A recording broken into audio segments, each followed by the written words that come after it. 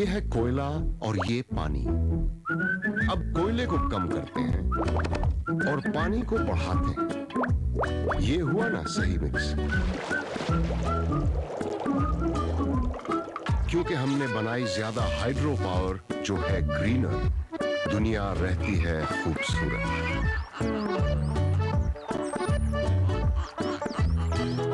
ये और ऐसे कई तरीकों को अपनाकर हम बनाते हैं पावर एक खुशहाल धरती के लिए।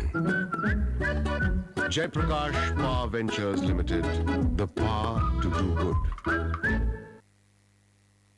दीपा दोषी मेरे साथ है, आइए पूछते हैं इनका सवाल क्या है। दीपा, आप लखोटिया साहब से क्या पूछना चाहेंगे? मेरा क्वेश्चन ये है कि एग्जाम्पशन बढ़ाने के अलावा लेडीज के लिए क्या स्पेशल इंसेंटिव्स है इस साल?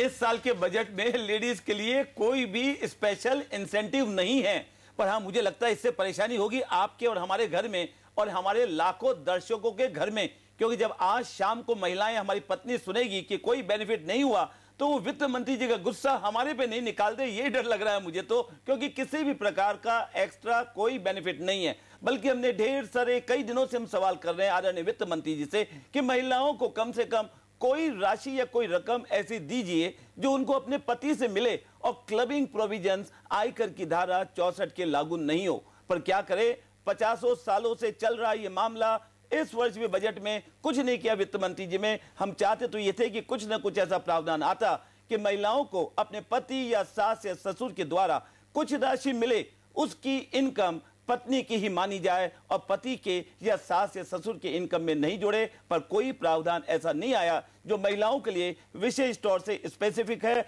फायदे का है, अलग से हटकर है, महिलाओं के लिए कुछ भी नहीं।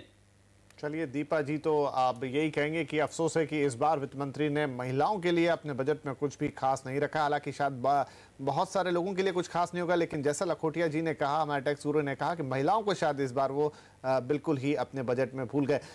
कविता, इसी के साथ बहुत शुक्रिया आपका और तमाम मेहमान जो आपके साथ वहाँ पर थे और हमसे सवाल पूछ रहे थे। एक बार फिर आते हैं सुभाष जी आपके पास। इस बजट में जो भी टैक्स को लेकर प्रावधान किए, जो छूट दी गई, लेकिन क्या आपको लगता है कुछ ऐसी हिडन बातें हैं जो नुकसान पहुंचा सकती है उल्टा टैक्स पेयर को? नुकसान? कितना नुकसान, छोटा या बड़ा? छोटे और बड़े नुकसान की ढेर सारी बातें हैं इस साल के बजट में। एंड पर्टिकुलरली जैसे मैंने अभी बतलाया आपको, 113 प्रोविजंस हैं। अब आइए जरा नजर डालें कुछ ऐसे प्रावधान जो नुकसान देंगे या कोई क्लैरिफिकेशन नहीं है। पहला तो है स्टॉक मार्केट में जो काम कर रहे हैं, लंबे समय से उनकी इच्छा थी, क्या हम ट्रेडर हैं, क्या हम इन्वेस्टर हैं? अगर सरकार इस बारे में क्लैरिफिकेशन कर देती तो उनको आराम हो जाता।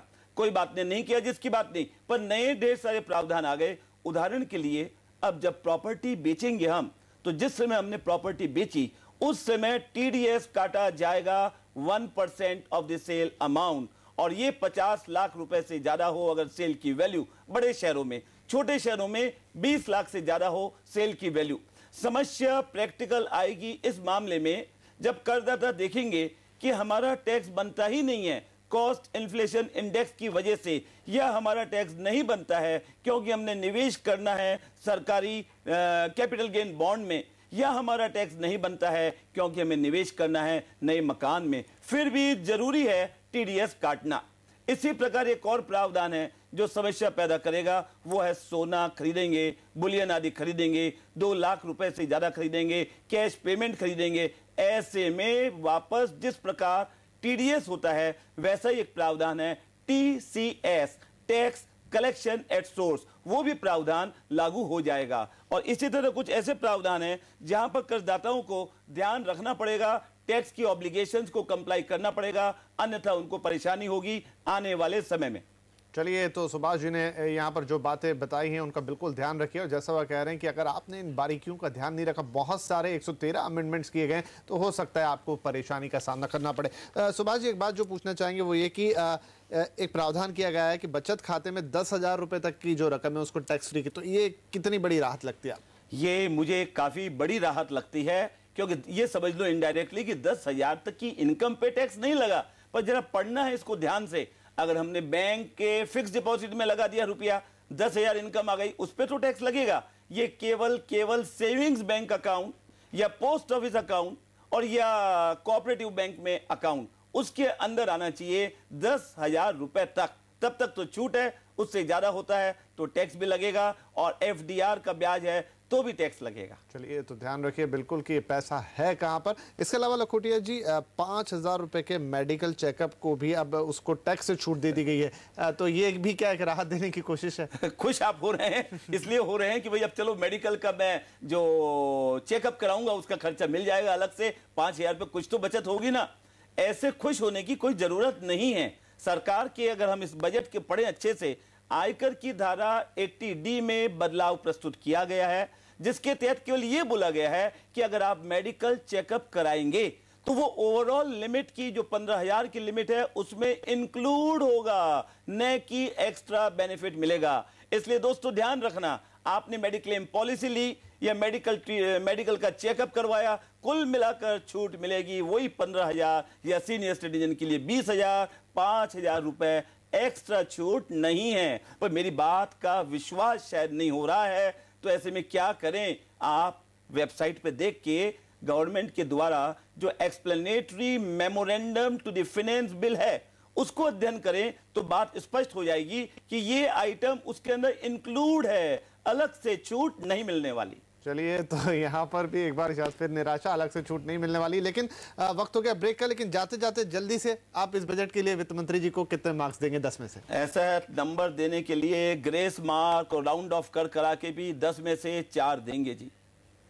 बच गए वित्त मंत्री जी यहाँ, बस सप्लीमेंट्री लगने ही वाली थी, लेकिन 10 में से 4 आ गए, तो शायद अगली कक्षा में पहुंच जाएंगे। बहरहाल बहुत शुक्रिया लखोटिया जी आपका, और आपने हमारे दर्शकों के सवाल का जवाब दिया उसके लिए भी। और यहाँ पर वक्त हो गया एक छोटे से ब्रेक का, लेकिन ब्रेक के बाद हमारी ये स्पेशल कवरेज जारी रहेगी।